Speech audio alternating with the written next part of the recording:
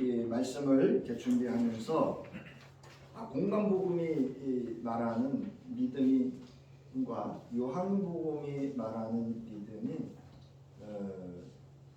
틀린 게 아니고 다르다는 것을 알게 되었습니다. 그래서 요한복음 1장에서도 그 이름을 영접하는 자, 그 이름을 믿는 자는 하나님의 자녀가 되는 권세를 주셨고 영생을 주셨다. 그래서 요한복음이 말하는 믿음은요, 여기 오늘 나와 있듯이 18절에 하나님의 독생자의 이름을 믿지 아니했다.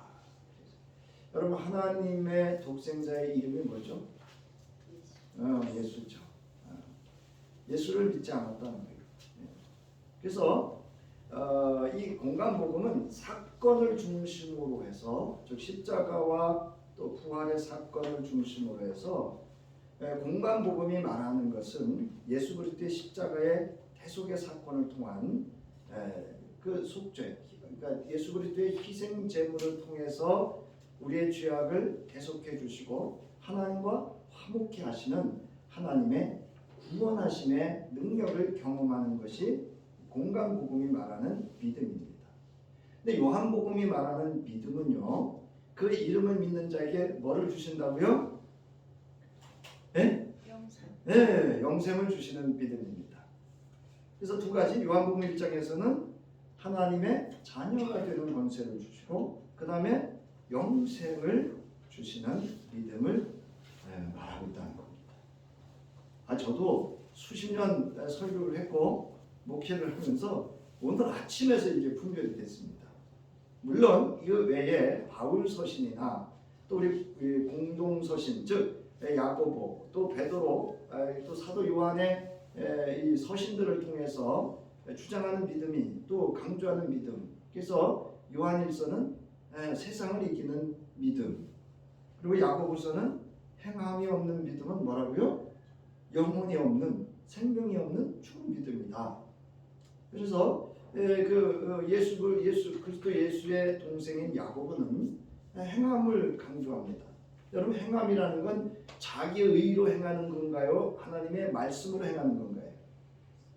그리스도 예수의 말씀과 그 가르침으로 행하는 것을 의미합니다. 그 외에도 바울의 믿음이 뭐라고요? 로마서 1장 16절에 나오잖아요. 믿는 믿음으로 말미암아 구원에 이르는. 그래서 부활을 강조합니다. 예수 그리스도의 십자가의 사건을 통해서 그 사건으로 말미암아 부활을 경험하는 믿음으로 그에게 하나님의 영원한 생명과 그 통치권 속에서 그래서 그 그리스도를 통해서 일어나실 하나님의 복음을 강조하는 그런 믿음입니다. 아무튼 이제 오늘 이 16절부터 21절은요, 이 3장 1절로부터 15절에 있는 니고데모와 예수 그리스도와의 그리스도 예수와의 대화에 대한 내용을 요한복음 저자가 해설을 해주는 겁니다. 해석해서 말해주는 거예요. 그래서 지금 이 요한복음 3장 1절로부터 15장에서 니고데모와 예수가 이야기하셨던, 다루었던 주제에 대해서 독자들에게 또는 요한 공동체, 우리가 말하는 그리스도의 공동체의 그 멤버죠. 멤버십, 또 멤버 이렇게 얘기하는데요.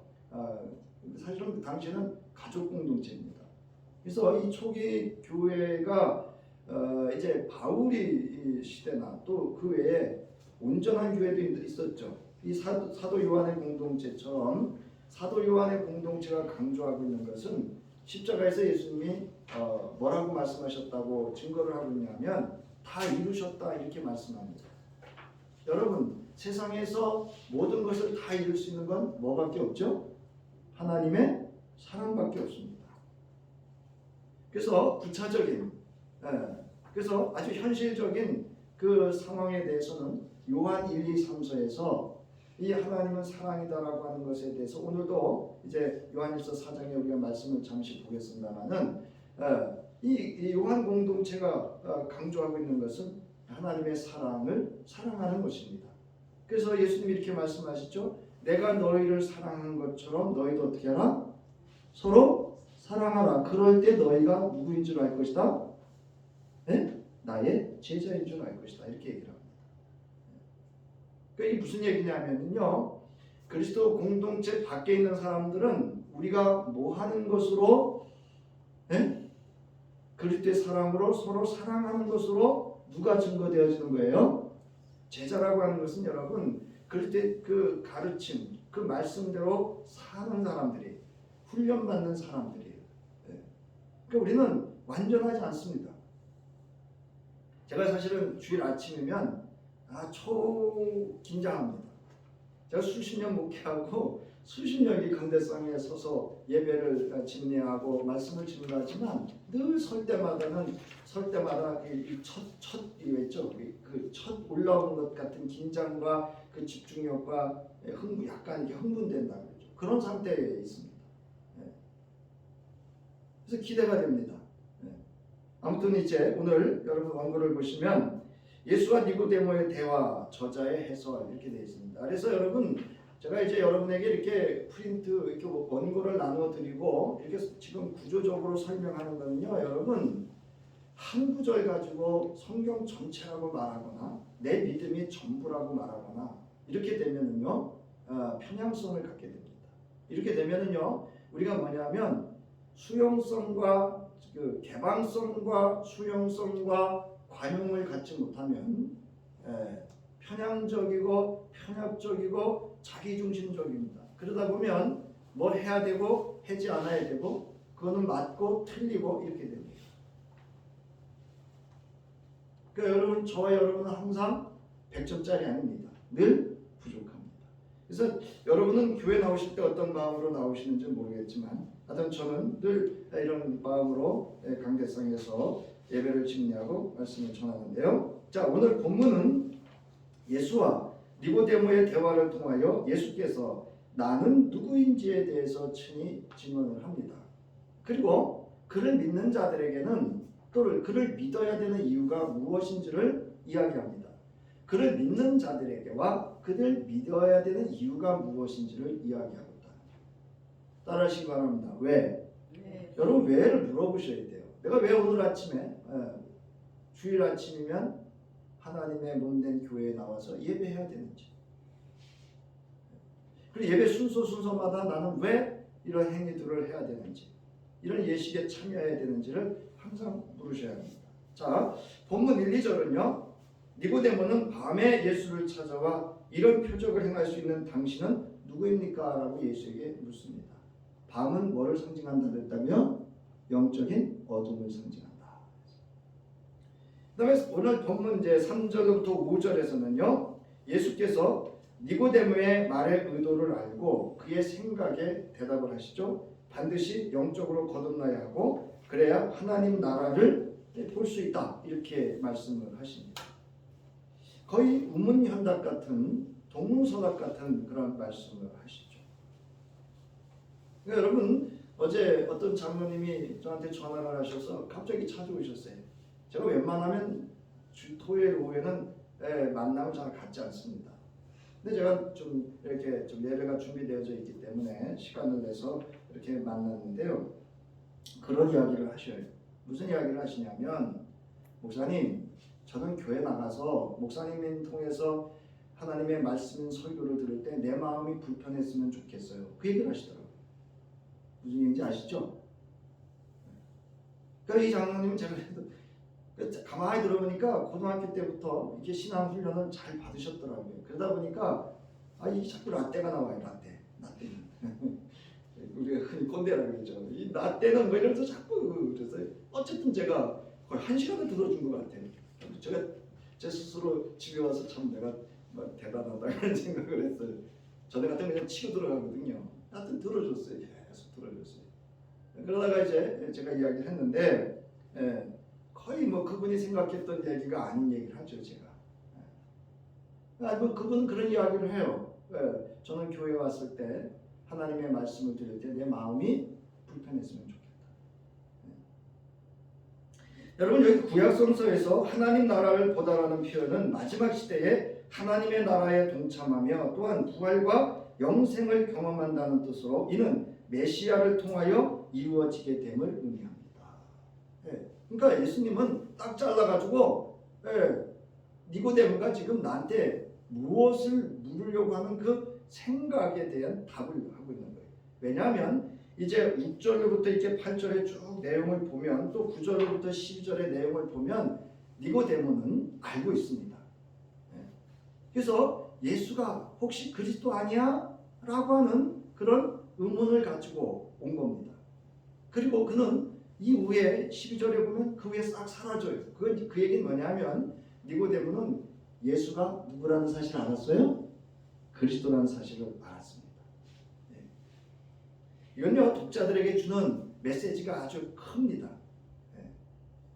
자, 그래서 6절부터 8절에 보면 예수께서는 니고데모가 거듭 위로부터 나야 된다라는 개념을 무미건조하게 문자적으로 이해하는 것에서 영적으로 깨닫도록 본문 6절에서 설명을 이어가는데 영으로 난 것은 영이다. 이게 뭐냐면 성령으로 난 것은 성령이다. 이렇게 말합니다. 바람은 임의대로 부는 소리는 들어도 어디서 어디로 가는지 알 수 없듯이 성령으로 난 사람도 그러하다고 합니다. 이렇게 거듭남의 근원은 성령께 있음을 말씀하고 있습니다. 그러니까 여러분 이건 독자들에게 무슨 메시지를 주는가 하면요, 여러분 이 메시지를 들을 때 그냥 무심코 듣지 마십시오. 저와 여러분은 뭐를 받은 사람이에요? 뭐로 여러분 거듭난 존재입니까? 성령으로 믿습니까? 우리가 그런 존재, 내가 그런 존재라고 하는 것을 여러분 이렇게 확증하시고 이 믿음 위에 우리의 믿음을 세워서 굳세고 담대해야 돼요. 여러분 왜 성경에서 술 취한 비유를 드는지 아세요? 여러분 세상에 우리 그런 얘기 흔히 이야기하죠. 술이 문제야, 술이 왼수야. 여러분 술 취한 사람이 뭐하죠? 이리저리 뭐해요? 판단력을 상실하고 좌우로 흔들리죠? 그거 얘기입니다. 그러니까 술 취한 자와 성령을 비교하는 것은 성령에 취하라는 건 뭐에 취하라는 얘기예요? 명확하라는 얘기예요. 좌로나 우로나 치우치지 말고 이 그리스도 예수 안에서 우리가 살아가야 될 삶의 지표와 과정과 방향이 어디에 있는지를 명확히 누구의 인도하심을 받아라? 성령의 인도하심을 받으라는 그런 강조하기 위해서 술 취함과 비교하고 있는 겁니다. 자, 여러분 요한복음 1장 1절부터 12절에 13절에서는요. 우리 함께 읽겠습니다. 시작. 영접하는 자 곧 그 이름을 믿는 자들에게는 하나님의 자녀가 되는 권세를 주셨으니 이는 혈통으로나 육종으로나 사람의 뜻으로 나지 아니하고 오직 누구로부터? 저 여러분은 누구로부터 났어요? 하나님께로부터 난 자들임을 믿으시기 바랍니다. 자, 그래서 여기 이 영이라고 하는 것은 푸뉴마로 또는 바람 이렇게 얘기를 하고 구약성서의 루하고 성령이라고 하나님의 존재 양식이라고 성삼위일체의 한 분이신 성령을 의미한다고 말씀드렸습니다. 따라서 영으로 났다는 것은 인간의 영역 안에서 작용하는 것으로서 하나님의 주신 능력과 그 삶의 원리가 성령으로부터라고 하는 겁니다. 그래서 여러분 사도행전에 보면 사도행전의 역사는 뭐로부터 시작되죠? 성령의 임재하심으로부터입니다. 그러니까 우리의 신앙, 우리의 교회 존재, 우리의 가정 모두가 성령으로부터 시작될 수 있기를 바랍니다. 사실 우리 신앙이라고 하는 건 거기에 있습니다. 영으로 거듭난다는 것은 성령의 역사로 하나님을 아는 이로 자신의 존재 양식과 삶의 원리와 방식을 그의 말씀에 두는 것으로 하나님이 주시는 구원의 능력을 경험함에 있습니다. 자, 본문 9절부터 12절은 니고데모의 두 번째 질문으로서 그가 예수의 말을 이해하지 못하면, 사실은 이해하지 못한 게 아니고요, 못한 척하는 거예요. 이건 뭐냐면 저자가 이 다시 질문을 통해서 독자들이 갖는 신앙의 의문점에 대해서 확인을 시켜주기 위한 그런 니고데모의 대화를 이제 인용하고 있는 겁니다. 자, 예수께서 어떻게 이와 같은 일들이 일어날 수 있습니까? 엄마 배에 다시 떠나와야 됩니까? 이렇게 이야기합니다.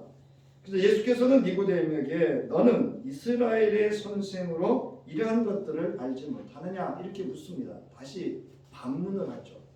이스라엘 선생, 이스라엘이란 뭐냐면 하나님으로부터 택함을 받은 백성들입니다.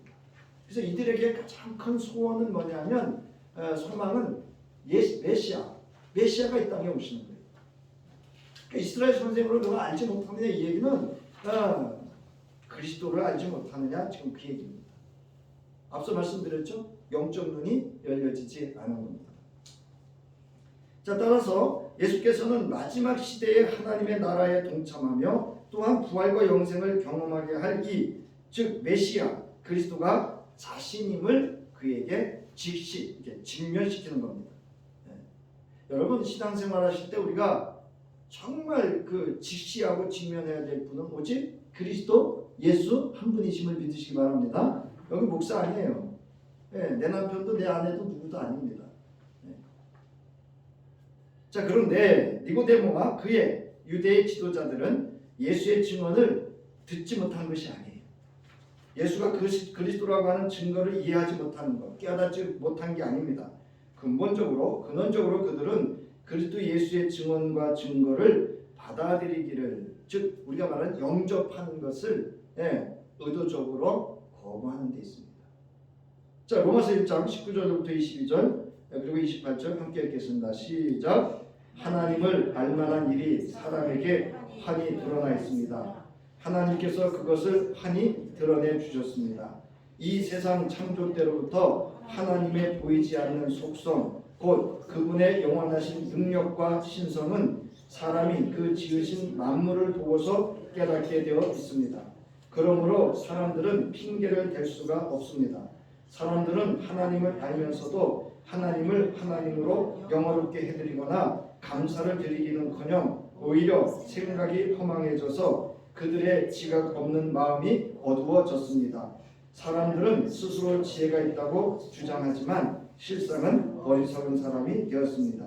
사람들이 하나님을 인정하기를 싫어하므로 하나님께서는 사람들을 타락한 마음자리에 내버려 두셔서 해서는 안 될 일을 하도록 놓아두셨습니다. 그게 뭐예요? 살인, 음란, 분쟁 쫙 나갔잖아요. 여러분 세상이 그렇지 않아요? 하나님 특히 싫어하는 세상의 삶을 보시라고요.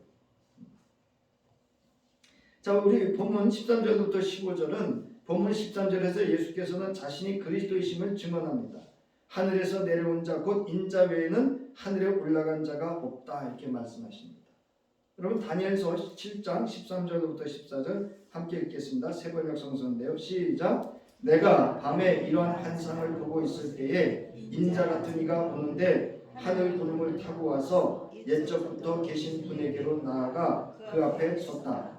옛부터 계신 분이 그에게 권세와 영광과 나라를 주셔서 민족과 언어가 다른 뭇 백성이 그를 경배하게 하셨다. 그 권세는 영원한 권세여서 옮겨가지 않을 것이며 그 나라가 멸망하지 않을 것이다. 그럼 여기서 인자는 누구죠? 메시아입니다. 그러니까 예수님이 인자라는 호칭을 당신에게 씁니다. 내가 곧 그리스도야 그 얘기. 그러니까 선지자를 통해서 예언되어진 그 메시아가 곧 나야. 그래서 여기 지금 하늘에서 내려온 자 이렇게 얘기하는데 예수님은 하늘에 올라간 자 또 이것을 함께 더해서 말씀을 하고 있습니다. 그래서 여기서 예수가 말하는 그 들림은 모세가 광야에서 뱀을 든 것처럼 하나님의 구원하심을 경험하는 게 여러분 자기 의였습니까? 믿음이었습니까? 믿음이었습니다. 그래서 두 가지 의미를 같이 표현하고 있는데요. 하나는 십자가 위에 달리는 들림을 받는 것과 예수의 승기, 하늘로 올라간 자로 연계, 함께 묶어서 이야기할 수 있습니다. 그래서 사도행전 1장 8절부터 9절 한번 보세요. 시작. 이 말씀을 하신 다음에 그가 그들이 보는 앞에서 들려 올라가시니 구름에 쌓여서 보이지 않게 되었다. 예수께서 떠나가실 때에 그들이 하늘을 쳐다보고 있는데 갑자기 큰 옷을 입은 두 사람이 그들 곁에 섰다. 여러분 들려 올라가셨다는 누가 뭐 했다는 얘기예요? 이렇게 들었다는 얘기죠. 누가 들었을까요? 하나님께서. 네. 사람의 관점에서 보면 올라가는 자고요. 하나님에서 보면 올라간 자가 되죠. 이제 아셨죠? 이 관점의 차이입니다. 자, 이처럼 이제 13절부터 15절에서는 그래서 예수 그리스도를 믿는 자마다 영생을 얻게 하려는 것이라고 이렇게 말씀을 하십니다. 그러니까 내가 이 땅에 온 것은 나로 말미암아 내 이름을 믿는 자들에게 영생, 쉽게 얘기해서요, 하나님을 주신다. 하나님 나라를 주시겠다. 그 말입니다. 자, 결국 이는 그리스도 예수를 통하여 그 다음 페이지입니다. 이 세상을 구원하시기 위한 하나님의 뜻을 성취하시기 위함입니다. 그러므로 이제 그리스도 예수를 믿는 자마다 영생을 얻고 하나님 나라를 볼 수 있고 들어갈 수 있게 됩니다. 여러분은 하나님 나라를 볼 수 있고 들어갈 수 있습니다. 아니요, 들어가 있습니다. 믿습니까? 네. 여러분 죽어서 들어가는 곳이 천국 아닙니다. 여러분이 이미 하나님 나라에 들어와 있습니다. 즉 하나님 나라의 통치, 다스림을 받는 성도가 되는 것이라고 요한복음 저자는 독자들에게 니고데모와 예수 그리스도의 대화를 통하여 증명하고 있습니다. 자, 그래서 이렇게 되면 이제 해석을 하는 겁니다. 그래서 3장 16절부터 21절은 앞서 1절부터 15절에 니고데모와 예수 그리스도의 대화에 대한 요한복음 저자의 해설로 이 대화를 마칩니다. 마무리 짓는 거예요. 이 대화의 주제가 무엇이냐 하는 겁니다. 그것은 예수가 그리스도라는 것과 그를 믿는 자마다 영생을 얻게 된다는 겁니다. 여러분 그냥 적당히 이렇게 뭐 두리뭉실 예수 믿으려고 하지 마세요. 그러니까 어떤 현상이 나타나느냐면요, 누가 와서 탁 성경을 꺼내가지고 막 얘기를 하면 그냥 혹 넘어가는 거예요. 그래서 예수가 여러분 누구인지, 왜 믿어야 되는지, 그러면 무슨 일이 있는지를 명확히 알고 믿으셔야 됩니다. 그래서 여러분 그리스도를 아는 일에 힘써야 돼요. 믿습니까? 자, 본문 16절은 우리 여기는 기록이 안 돼 있어요. 그런데 원어에 보면 이렇게 돼 있습니다. 후토스 가르 이렇게 돼 있어요. 이게 뭐냐면 이런 방식으로, 왜냐하면 이렇게 돼 있어요. 네. 자, 그래서 이렇게 시작하죠. 하나님이 세상을 이처럼 사랑하사 뭐를 주셨어요? 네. 그러니까 이런 방식은 뭐예요? 독생자를 주셨어요. 왜요? 하나님이 세상을 이처럼 사랑하사. 이제 아셨죠? 후토스 가르라는 말이 이렇게 시작을 하는데 우리는 여기다 번역을 안 해놨어요. 아무튼 그렇습니다. 자, 하나님께서 사람들에게 세상에 독생자를 보내신 이유가 뭐라고요? 하나님이 세상을 어떻게 사랑하셨다고요? 그럼 이처럼 거예요. 첫째, 독생자를 주시기까지. 두 번째는 뭐죠? 그리스도의 십자가에 달리시기, 죽게 하시는 거. 그 다음에 우리를 뭐 하시는 거예요? 영생에 이르게 하시는 거예요.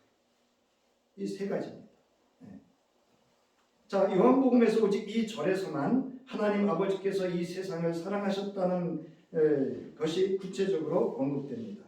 자, 이에 대해서 요한일서 4장 7절부터 10절 여러분 함께 쭉 읽으시면서 이 의미가 뭔지를 우리가 요한일서도 이 요한복음의 저자 같습니다. 시작. 사랑하는 여러분 서로 사랑합시다. 사랑은 하나님에게서 난 것입니다. 사랑하는 사람은 다 하나님에게서 났고 하나님을 압니다. 사랑하지 않는 사람은 하나님을 알지 못합니다. 하나님은 사랑이시기 때문입니다.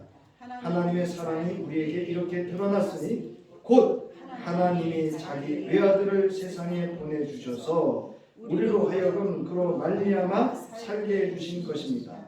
사랑은 이 사실에 있으니 곧 우리가 하나님을 사랑하는 것이 아니라 하나님이 우리를 사랑하셔서 자기 아들을 보내어 우리의 죄를 위하여 화목제물이 되게 하시는 것입니다. 이제 아셨죠? 네. 또한 구약에서도 하나님께서 만드신 모든 대상 즉 피조물은 물론 특히 하나님의 백성을 사랑하신다고 여러 곳에서 분명하게 언급하십니다. 그러니까 이스라엘 백성을 포기하지 않은 이유는 뭐냐면 하나님이 저들을 어떻게 했어요? 택하셨고 사랑하셨기 때문입니다. 그런데 이 마지막 날에 하나님은 자기의 독생자를 주심을 통해 세상에 대한 하나님의 사랑을 입증 또는 확증하셨습니다.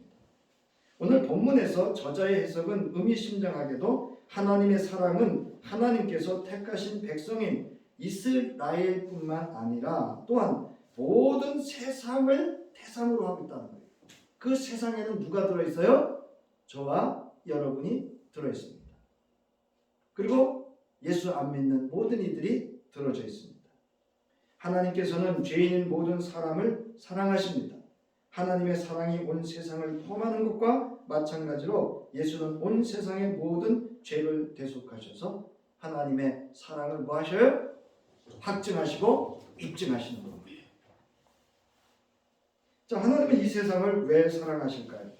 그것은 이 세상의 모든 생명은 하나님께서 친히 말씀으로 하나님께서 낳으셨잖아요. 그죠? 창조하셨기 때문입니다. 이 세상에 존재하는 모든 피조물은 하나님의 말씀의 결과이기 때문입니다. 특히 그 중에서 인간은 하나님의 형상, 모양대로 남자와 여자를 창조하시고 그에 생기를 불어넣으시고 그들과 이 땅에서 하나님께서 함께 사시고자 하셨기 때문입니다. 하나님의 말씀의 언약을 파기하고 하나님과 함께 살기를 거부한 인간을 구원하시고 그 관계를 회복하시고자 하셨던 하나님께서는 자기의 독생자를 주셨습니다. 이는 하나님의 사랑의 강렬함을 강조하는 겁니다. 또한 다른 한편으로 하나님께서 독생자를 주신 것에 대해 말하는 목적절은 하나님의 선물의 위대함을 강조하는 거예요. 그러니까 여러분, 하나님의 사랑은 여러분 우리가 이렇게 하는 사랑은 그냥 그런 사랑이 아니에요. 어떤 사랑이요? 강렬하고 위대한 하나님의 인간의 크기로 측량할 수 없는 위대한 사랑인 줄 믿으시기 바랍니다. 아니 그 사랑을 받는 저와 여러분입니다. 자, 이처럼 그 보내셨다라고 하는 것은 주셨다라고 하는 것으로서 우리는 뭐 해야 돼요? 믿고 영접하는 데 있습니다. 하나님께서 세상을 구원하시고라 하나님의 유일무이한 아들을 보내셔서 그를 희생 제물로 마련하신 것에 주목하고 있고 이것을 복음이라고 하는 것이 공간 복음입니다. 이처럼 분명 독생자의 십자가의 고통과 죽는 장면을 직접 본다면 어떤 아버지라도 이루 말할 수 없이 가슴이 아플 것이며 우리의 하늘 아버지는 더더욱 그러하실 겁니다. 여러분, 내 독생자 아들이 죽을 때 그 마음이 뭐 할 것 같아요? 불붙듯하겠죠? 네? 네, 불붙듯하겠죠. 그래서 이 말씀을 준비하면서 제게 호련히 떠올랐던 장면이 바로 창세기 22장 15절로부터 18절에 독자 이삭을 드렸던 아브라함의 심정이 어땠을까? 자, 창세기 22장 15절부터 18절 시작. 주님의 천사가 하늘에서 두 번째로 아브라함을 불러서 말하였다. 주님의 말씀이다. 내가 친히 맹세한다. 네가 이렇게 너의 아들까지 너의 외아들까지 아끼지 않았으니 내가 반드시 너에게 큰 복을 주며 너의 자손이 크게 불어나서 하늘의 별처럼 바닷가의 모라처럼 많아지게 하겠다. 너의 자손은 원수의 성을 차지할 것이다. 내가 나에게 복종하였으니 세상 모든 민족이 네 자손의 덕을 입어서 복을 받게 될 것이다. 여러분 덕에 여러분의 가정과 이웃과 직장과 삶이 하나님의 복을 받아 누릴 수 있기를 바랍니다. 제가요 담임 목사로서 늘 하나 조심하는 게 하나 있습니다. 내가 복 받아야 누가 복 받아요? 네? 교회가 복 받고 성도 여러분의 가정이 복 받을 줄 믿으시기 바랍니다. 또 그렇다고 안 그렇다고 여러분이 복을 못 받는 건 아니에요. 제 마음이 그렇다. 자, 그러면 이 독생자를 믿으면 무슨 일이 있는가 하는 겁니다. 어떻게 되느냐 하는 겁니다. 그를 믿는 자마다 뭐하지 않고 멸망하지 않고 영생을 얻게 하려 하신다. 여러분 믿지 않으면 뭐 한다는 거예요? 멸망. 그래서 멸망과 영생을 이렇게 대조해서 강조하고 있는 거예요. 그러니까 뭐 하라는 얘기예요? 그 이름을 뭐 하라는 얘기예요? 지금 믿으라는 얘기입니다. 네. 그래서 여기 이게 아주 강력하게 대조를 하는데요. 여러분 이제 지금부터 좀 요약을 하면서 설교를 할게요. 신명기 28장으로부터 30장에도 보면 하나님의 말씀에 순종하면 뭐죠? 복이고 불순종하면 뭐예요? 심판, 곧 저주입니다. 화가 있게 되죠. 네. 근데 여러분 가장 중요한 거는요, 그냥 하나님 없이 잘 사는 사람이 사실은 제일 불쌍해요. 네. 자, 여기서 멸망은 영원한 생명과 대조됩니다. 따라서 예수를 믿는 것을 거부한 결과로 주어지는 멸망 또한 영원한 것입니다. 여기서 멸망은 이 땅에서 완전히 파괴되어 없어지는 것을 의미하지 않습니다. 오히려 멸망은 어떤 사람이 하나님 및 예수 그리스도와 분리된 상태에서 영원히 존속하는 것을 뜻합니다. 오직 예수 그리스도 안에서 영생 하나님의 나라를 얻을 수 있음을 지금 강조해서 말하고 있는 것입니다. 자, 그럼 예수 그리스도를 믿느냐 믿지 않을 것이냐는 선택의 결과를 이야기합니다. 예수를 믿는 사람은 모두 구원을 받게 된다는 말에는 그를 믿지 않는 사람들은 심판을 받는다는 것이 아주 강력하게 암시되어 있습니다. 사실상 예수 그리스도가 이 세상에 온 목적은 모든 사람을 구원하려는 것이지만, 반면에 어떤 사람이 그리스도의 구원 사역을 받아들이기를 거부하면 그에게는 심판이 뒤따릅니다. 예수 그리스도를 거부한 불신의 결과로 심판이 뒤따르게 되지만, 성육신의 목적은 사람들을 심판하고 정죄하려는 것이 아니다라고 하는 것을 강조합니다. 이게 지금 우리가 복음을 전할 때 이게 장애물이 됩니다. 사실은 세상 사람들이 뭐라 그랬냐면, 왜 기독교는 그렇게 저들밖에 몰라, 그렇게 배타적이야, 이렇게 얘기를 해요. 왜 거기만 구원이 있어, 이렇게 얘기를 합니다. 우리는 거기에 뭐하죠? 쏟습니다. 여러분, 우주 만물을 하나님이 창조하셨으면 구원은 누구에게만 있는 거예요? 네? 하나님에게만 있는 거예요. 여러분, 세상 그 야박한 그런 논리에, 아주 옳은 것 같은 논리에 여러분 속지 마세요. 우리는 그거를 세상의 지식으로 이렇게 조과할지 모르지만 우리 믿음 안에서는 진리가 아닙니다. 여러분, 하나님께서 보내신 하나님의 독생자를 믿지 않는 것은 하나님 앞에서 자기 자신을 유죄 판결을 받게 하는 것에 해당합니다. 불신자, 여러분, 불신자는 뭐냐면요, 믿지 않고 거부하는 자고요, 비신자가 있어요. 비신자. 그분은 교회도 나오고 예수를 믿어요. 그런데 중요한 거예요. 비신자는 뭐냐면요, 자기 중심적으로 잘못된 신앙을 가진 자를 말합니다. 비신자가 심판을 받는 것은 하나님에게 책임이 있지 않습니다. 오히려 불신자, 비신자 그 자신에게 그 책임이 있다라고 하는 것을 강조하고 있습니다. 그러니까 이건 뭐냐면, 그리스도 예수 안에 믿는 자들의 믿음을 뭐 해주는 거예요? 견고하게 해주는 겁니다. 그래서 여러분, 믿지 않는 자는 반드시 때가 되면 하나님의 심판이 있습니다. 히브리서 4장 12절로부터 13절, 그리고 요한계시록 20장 11절로부터 15절에 보면 반드시 때가 되면 하나님의 심판이 있습니다. 그런데 오늘 본문에서는 이 심판이 앞으로 이렇게 언젠가 다가오는 심판이 아니라, 믿지 않는 그 순간이 이미 뭐라는 거예요? 심판을 받았다는 겁니다. 그럼 믿었다는 얘기는 뭐예요? 하나님의 구원하심을 경험했다는 얘기입니다. 그래서 여기는 현재 완료 시제로서 확정된 상태에 있다라고 하는 것을 강조해서 말하고 있습니다. 자, 그 다음에 19절부터 21절은 예수를 거부하는 자와 진리를 따르지 않는 자들에 대해서 이야기를 합니다. 그러니까 저들이 왜 예수를 안 믿죠? 이렇게 물을 거 아니에요. 그랬더니 여기 19절부터 이렇게 이야기를 하죠. 그 정죄는 이것이니 곧 빛이 세상에 왔을 때 사람들이 뭐가 악함으로? 자기 행위가 악함으로 빛보다 어둠을 더 사랑하는 것이니라. 아니, 이게 교회 나오라면 이렇게 얘기를 해요. 나 술, 담배. 아이고, 무슨 술, 담배를 얘기를 해요? 진리가 이렇게 싸구려인 줄 아시죠? 여러분, 자신의 행위가 악한 것이 드러날까 봐. 그래서 악을 행하는 자마다 뭐를 미워한다고요? 예수를 미워한다고요. 예수 믿는 사람을 미워한다고요. 그리고 빛으로 오지 아니하나니 이는 그 행위가 뭐 할까 하면 드러날까 합니다. 그 다음 21절, 진리를 따르는 자는 빛으로 오나니 이는 그 행위가 누구 안에서? 하나님 안에서 행한 것임을 나타내려 합니다. 그러니까 여러분, 제가 말씀드리잖아요. 교회에서 우리가 해야 되는 모든 일들은 주 안에서 내가 해야 될 마땅한 일이에요. 거기 칭찬이 있고 인정이 있고 보상이 있고, 그건 자기 안에서 한 거지 하나님 안에서 한 게 아니에요. 내가 봉사할 수 있고 내가 섬길 수 있는 거 하나님 앞에 여러분 감사하셔야 돼요. 아멘. 내게 그럴 수 있는 재능 주셨고, 건강 주셨고, 믿음 주셨고, 그게 복입니다.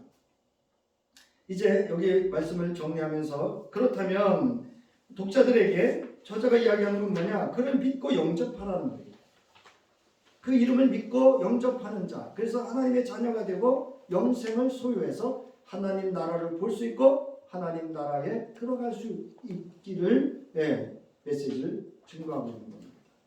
그러니까 여러분, 우리가 오늘 우리 예수 믿는 이들은 그러면 이걸 뭐 하는 거예요? 지금 확증하는 거예요. 뭐를 통해서? 예수 그리스도의 말씀과 저자의 그 해설을 통해서 우리는 확증하는 겁니다. 그래서 우리는 그 믿음 위에서 여러분 불신자나 비신자가 되면 돼요, 안 돼요? 예? 그러면 안 되죠. 흔들리면 안 됩니다. 그리고 그 믿음 안에서 우리는 하나님의 크신 사랑과 그 위대하신 구원의 사건, 그 생명을 누리는 하나님 나라를 사는 그런 백성, 그리고 하나님 안에서 행하는 성도가 되어야 하는 것입니다. 그러한 저와 여러분이 될 수 있기를 주의 이름으로 축원합니다.